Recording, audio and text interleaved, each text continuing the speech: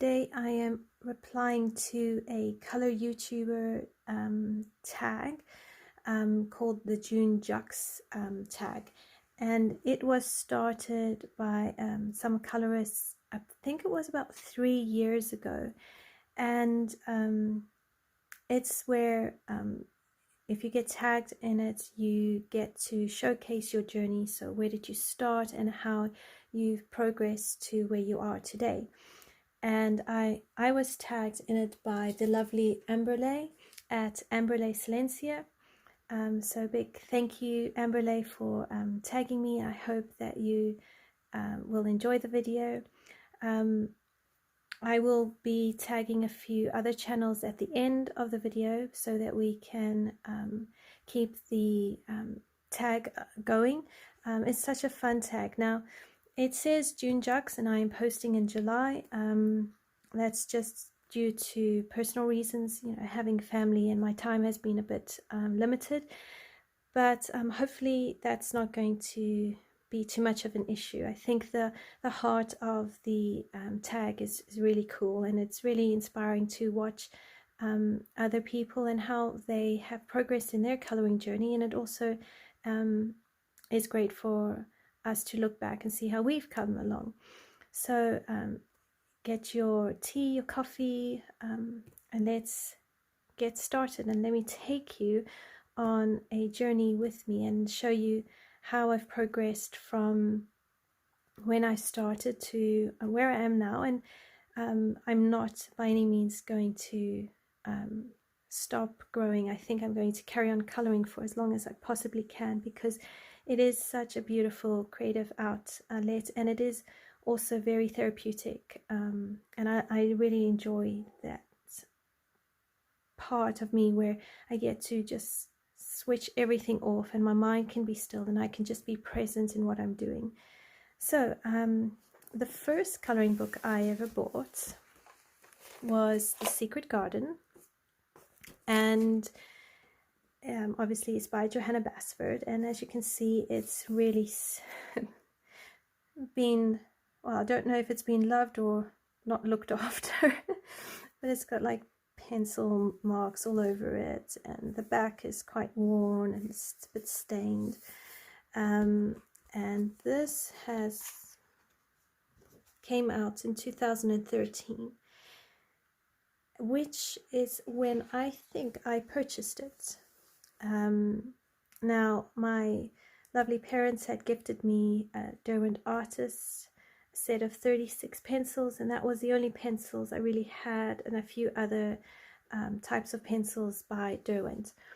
At that time, it was really the best pencils that we knew of. I don't know any previous history of what was available in the artist world at that time. And when I would go to the South African arts shops, they mainly had Derwent pencils. I don't recall ever seeing Prismacolors or Holbeins or Polychromos. I only really recall seeing the Derwent section of pencils. And if I went to the paint side, it was things like Daler-Rowney and Winsor & Newton. So my colorings in here was me learning how to use colored pencils. Up until 2013, I'd only ever really used colored pencils as a kid, coloring in coloring books, or I used normal graphite pencils to do my sketching. So I didn't understand how to layer colored pencils. I didn't even understand the point of a white pencil in a colored pencil set, because as far as I was concerned, if you want something white, just use the white of the paper. Why would you color white? So I don't think I actually really learned the proper use of the white pencil until much later on.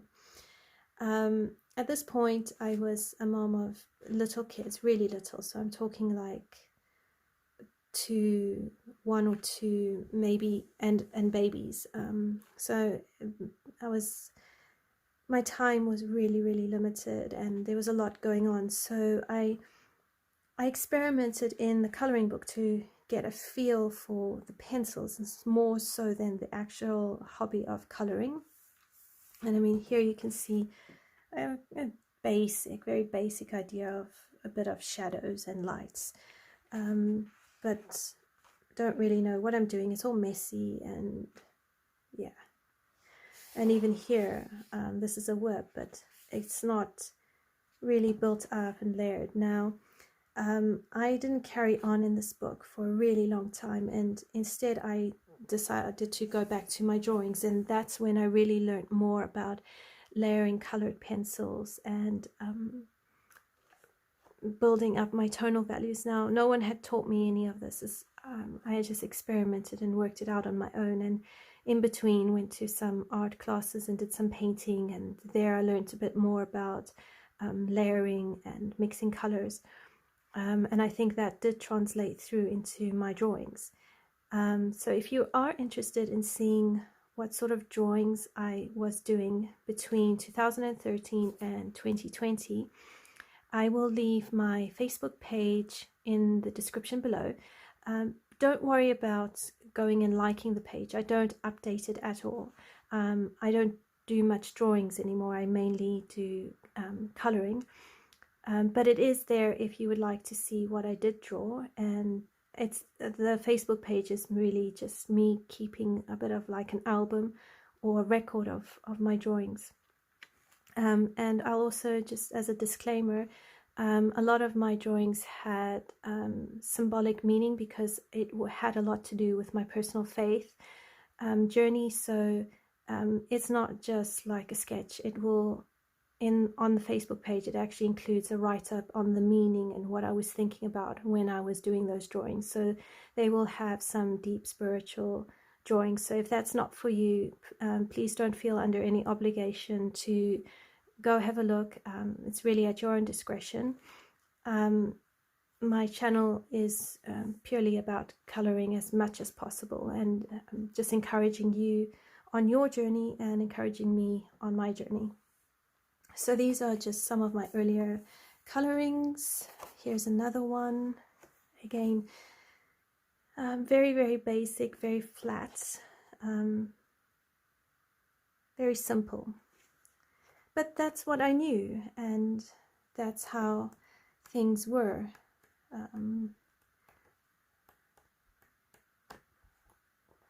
There's this one as well. I was just getting a feel for the pencils. If I did more than one layer on this, it would have been a lot. So you can see it's got color, but it doesn't have deep color. And then fast forward to 2020, May 2020, it's lockdown, we're not going anywhere, we're not seeing anyone. And I realized and remembered that my Secret Garden coloring book was on the shelf in our dining room. So I decided, well, what the heck, I haven't colored in a really long time. I haven't done anything artistic in a really long time. And why not? The kids are much older. I can definitely sit down and do it. I tried drawing, but I found that I kept getting interrupted, which was frustrating. My best drawings tend to happen when I'm uninterrupted and my brain can actually just zone off. So I came back to Magical Dawn, sorry, not Magical Dawn, to Secret Garden, and I colored this page. And I went onto Pinterest and I had a look at other people's finished pages, and I was really inspired a lot. And so I decided I would give it a try, and I pulled out the same Derwent artist pencils, but I got so frustrated with them. Bearing in mind by this point I had experimented enough with the Derwent artists to know what to expect from them, the kind of tonal values I could get, and the paper did not seem to like the Derwent artists. I really had to work hard on this page, and as you can see, the blues on the peacock are by far the most vibrant out of the rest of the page. But I gave it a try, and I was really, really pleased with it, and I really liked what I saw. And I thought, well, if I get myself a different set of pencils, maybe I could actually do a bit more coloring in here. So by that time, I go and I buy myself a set of 72 Castle Art pencils, and I hop onto Facebook and I find a whole lot of adult coloring Facebook groups. And it also helped to know that I'd met a lady in South Africa who absolutely loved adult coloring. So it had been brought to my attention and I just needed some time. So my mind remembered that conversation and remembered that she loved adult coloring. So when I found the new Facebook groups, I started seeing more of different artists, and I decided, okay, I needed to go and get myself a couple of other coloring books and just give this a go. So I went and I bought myself Nice Little Town 6 by Tanya Bogema-Stolova. And again, I used the Castle Arts. And I did 2 completed pages in here. This is one of them. I used chalk pastels for the background because I had soft pastel pencils. So I used that for the background. And here you can see I'm starting to play a bit more with a bit of depth, you know, darkening at the bottom, leaving a bit of highlights, and I'm just playing around, but I'm liking what I'm seeing and I'm enjoying this process. So, you know, I keep going for it. And I did another page. And this time I looked on, you know, Pinterest again, and I had a look at what other people were doing. I think I also went and did a coloring course with Coloring Book Cafe, which also really helped me a lot. And I learned there, you know, more of your shadows and your highlights and layering of colors and balancing your colors. So I began to bring that slowly into my my pictures, and I really was proud of myself because I was able to start creating those shadows and a bit of highlight. I was able to think a bit deeper about what I wanted my picture to look like. And you can see here I'm trying to do the wood grain. This was my first attempt at see-through or transparent curtains or material, and I watched a tutorial by Color My World on how to do that sort of fabric. And then I didn't have an opportunity to do transparent fabric again for a really long time. But I kept going. So I moved out of Nice Little Town 6 by Tanya Bogema-Stolova, and at the same time I had Magical Dawn by Hannah Carlson. And again, I worked mainly with Castle Art pencils, and I did quite a few pictures. So I think the first page I did was a double page spread, and it was a portrait. Now I had drawn and shaded in portraits before. I don't draw people at all. I am terrible at drawing people. The proportions become just disastrous. But if I have the outline done for me, or I can trace the outline of a portrait, I felt confident enough to understand that I built up the facial features and the nose and the contours with shadows and highlights. So this was my first portrait in a coloring book. And here you can see, compared to what I showed you in Secret Garden, I've been bringing out my tones a lot more now with the Castle Arts. I'm getting those vibrant colors. I'm putting on those layers. I deliberately left these flowers softer than the peacock feathers because I wanted to bring some of the elements out and leave some of the elements in the background. Her hair, I watched videos on how to do hair, and then I just implemented what I saw, and I was really pleased with the result because I got, you know, really pretty good looking hair on her. I watched another tutorial on how to do gold and how to do the gemstones, and although I didn't use the tutorial when I was coloring these, I remembered and referred back when I needed to, and I built it. So you can see here I'm using white Uniball Signo pen for highlights. And yeah, for my first portrait, I was really pleased with how this came out. And this was done in August 2020. Then I went on to another portrait, which is this one. And this one I did, again, black Posca pen in the background, castle art pencils for the rest of the face, and then a bit of Inktense here for the smoky side, and I think on the stars. And again, I'd been watching videos by Zucchini Kitty and other people, and I was getting more and more of an idea of how you would color noses and where you would put shadows and all of that. So I felt really proud of myself for how she turned out, and I didn't feel that the shadows were too dull. But again, when I look back, I can see that they actually needed more building up. There was a lot more I could do with the page. But, you know, for my second portrait, because this was done in September 2020, I was so pleased with how she turned out and really proud of myself.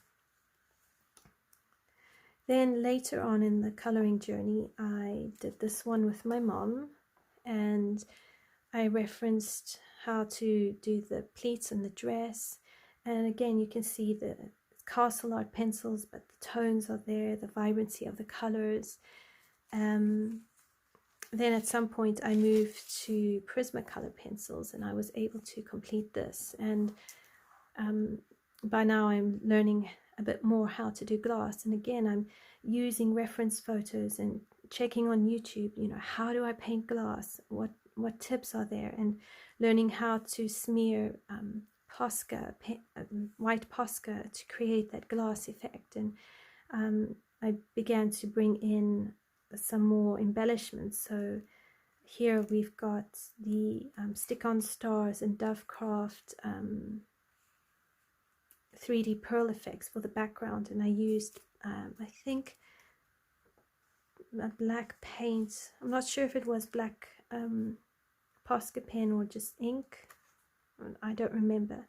And then I've got a bit of glitter on the base.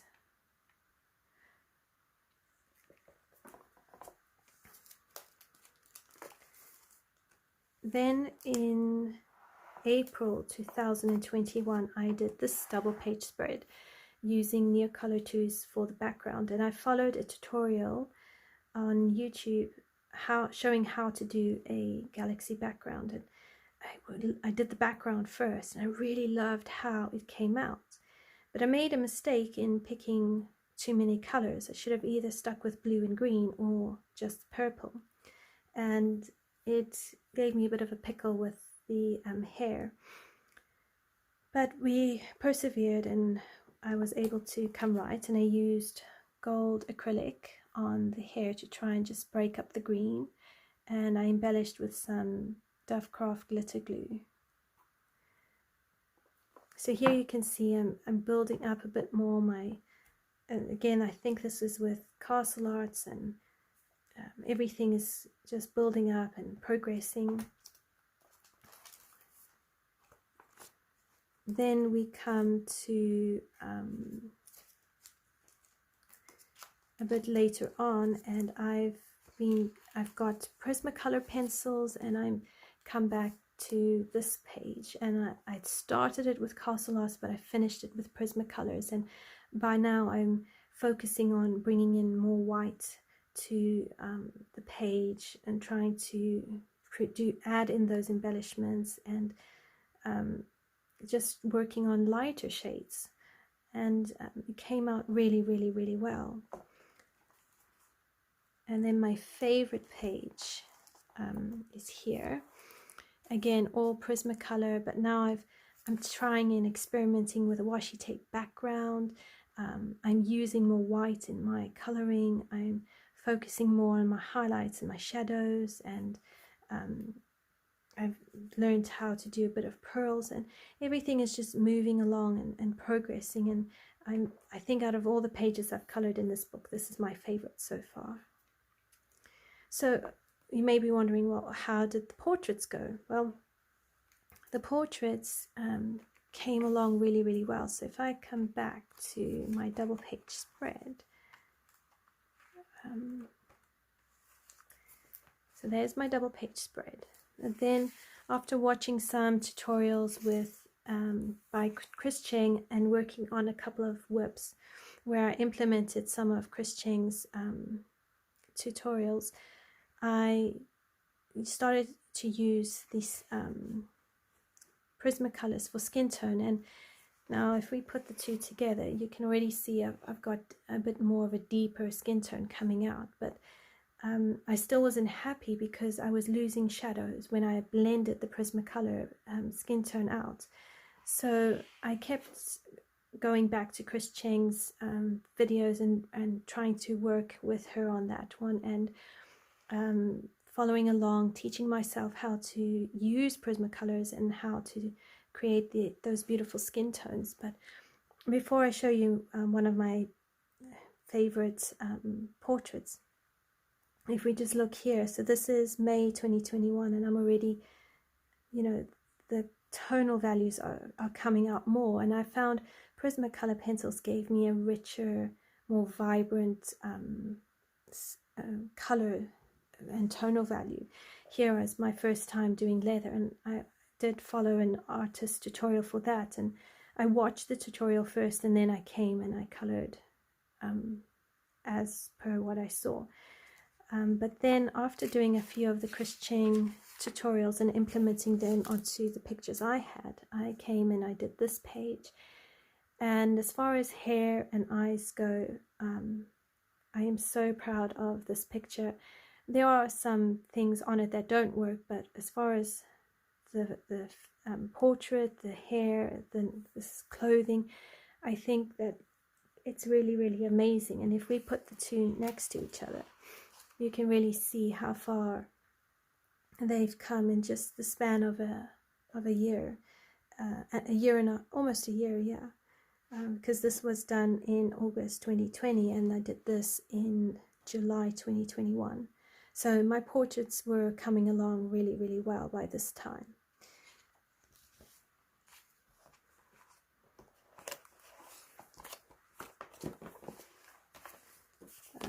And then I came in 2022 and I came back to a whip, and again, this is Castle Arts, and I was able to complete this and build up the skin tone.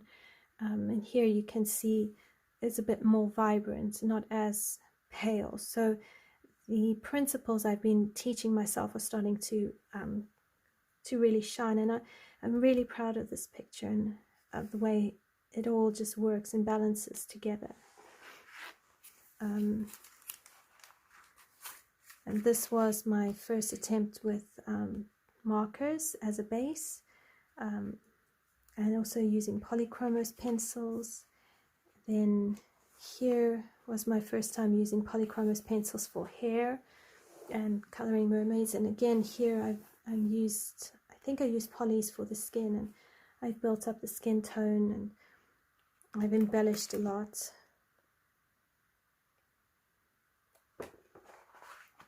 So in between all of the portraits and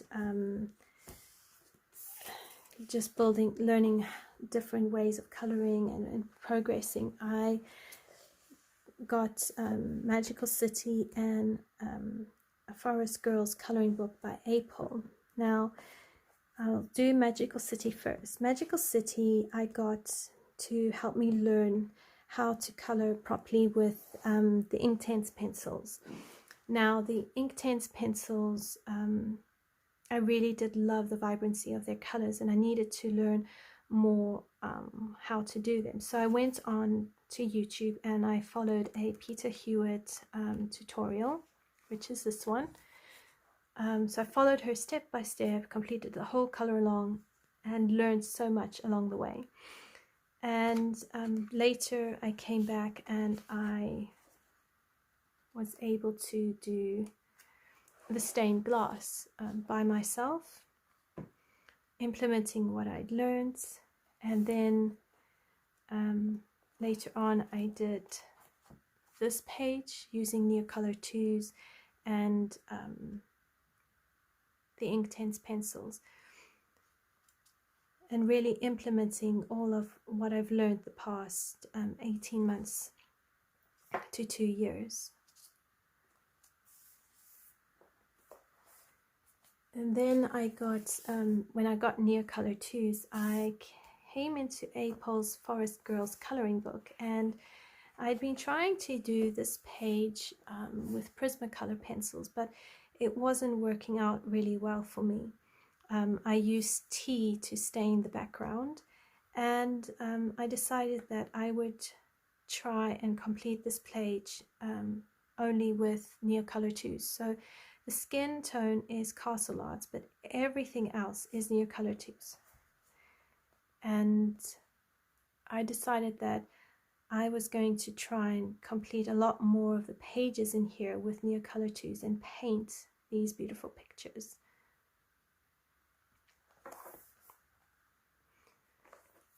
Then I also, just to show you how my efforts with Inktense progressed, I did this page in Coloring Heaven's Ink House by Rory Dobner. And here I'm not using any tutorials. I'm experimenting with distress inks, and I'm learning more how to pick my colors, how to shade so that my highlights are in the right place, my shadows are nice and dark. And just really finding that Inktense pencils, when I want something quick and easy, really do go quite a ways. And then of course there's this one again with Inktense pencils, Prismacolors, distress inks, and glitter for the butterflies.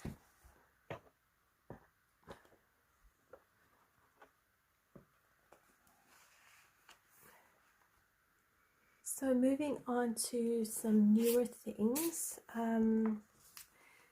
we've got The Flower Year by Layla Dooley. Now, up until 2022, I had been predominantly doing Hannah Carlson pictures, portraits, and those sort of things. And I decided in 2022 I wanted to work on a bit more flowers, plants for countrysides and all of that. So I've kind of moved slightly away from portraits or big portraits and come into learning a bit more other skills, because I felt like I only really knew how to do portraits and that was it. I wanted to learn more and become a more balanced colorist. So in here we have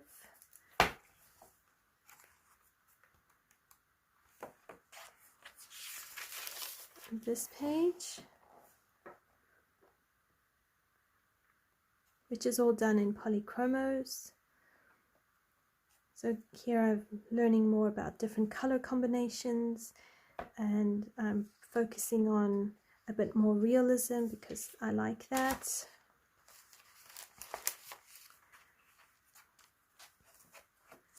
And then you have these two, one with polychromos, and then this side is Prismacolor. And again, I'm also working on how do I color well, but also speed up my coloring so I can color a bit more. And that has been another focus I've had lately, is just streamlining my coloring so I can color in more pages, because I actually really do enjoy it. Then we have Country Charm. So I went in here and I started to do a bit more work in landscapes, because I wanted to know how would you color a landscape, and again trying to broaden my horizons a bit more. So I did this page in 2021, and this was my first landscape, and I really did enjoy it, and I learned a lot about keeping the hills in the background a darker shade than what was happening on the foreground, and how to color buildings and posts and wood, and keeping texture. So I've really enjoyed these sort of pictures. And if you take this one, then I went and I did this, where I learned how to color snow. And also I touched on a bit of fur over here. To my latest one, where if you look at this tree and you just compare it to these trees, you can see how much more realistic this tree looks. And also the shadows here on the pathway are a lot more defined than over here. And that's just in this, yeah, just a little bit less than a year, you know, the difference. Here's the fur, which I'm still working on. So that is Country Charm by Teresa Goodrich. And then finally, I've also been braving Mythographic Paradise, which is known for its detailed work. And I've been experimenting with a bit more different mediums. So over here, I have a whip, which is, if I can find it. Oh. So this is my one and only completed page in this book. And I used some markers for a bit of a base, and then I went over everything with Prismacolor pencils. And again, it's practicing building and flowers and plants, mountains and hillsides, snow, getting used to water. But I stepped out. I used markers as a base, and found that's quite an interesting experience. And then later on, a couple of months later, I came to, and I decided to experiment with oil paint. And I mean, I know it's not a finished work, but this is one of my whips, and the background is done with oil paints. The grass here I did with a base of alcohol markers, and then I went over it with Prismacolors. And I think these firefly abdomens I did with markers as well, and then everything else is Prismacolor. So again, you know, stepping out of my comfort zone, trying new things, being daring and bold, and seeing what works, learning to next time do the picture first and the background last, because I've missed so many things on this page. But also going over the hidden objects with a white Posca pen, or painting over them. And I want to try and experiment again with a bit more watercolor. So I'm finding myself almost 2 years after coming into this coloring hobby, more relaxed and able to experiment with different things. Whereas when I first started, I just wanted to do pencils and pencils only, because that felt safe and I could handle that. But now I'm finding a whole new world opening up to me, and a lot more to experiment with, and it's a very enjoyable process. And so my encouragement to you is just keep going at the pace and the level that you are at, and when you're ready, you will progress into things that maybe right now is too intimidating for you. And like, don't worry about what other people are doing, just do your journey. So that is just some of my recent works and my journey in this beautiful adult coloring.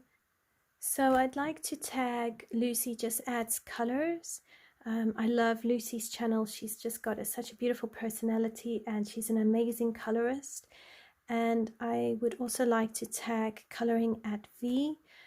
Her colorings are absolutely exquisite, and she's just such a joy to watch. So I hope that Lucy and V, I hope you would join us in keeping this June tag going, and show us how you've progressed in your journeys. And then I'd also like to tag 2 color YouTube channels who are under 1,000 subscribers, and that would be Cozy. I just really enjoy watching her journey as she carries on coloring, and I'm just always so amazed at what she does and how she progresses. It's really just beautiful to watch her videos and see her pictures on Instagram. And then I'd also like to tag Ashley's coloring journey. I also find Ashley to be an amazing colorist. She's got some very beautiful pictures, and I love how she just really goes for it, and she doesn't seem to be somebody who holds back, and I really appreciate that about her. So I hope you lovely ladies will join us with the coloring journey tag, and I hope you've enjoyed this video. Please be sure to like, subscribe, comment below, and I will see you in my next video. Until next time, take care.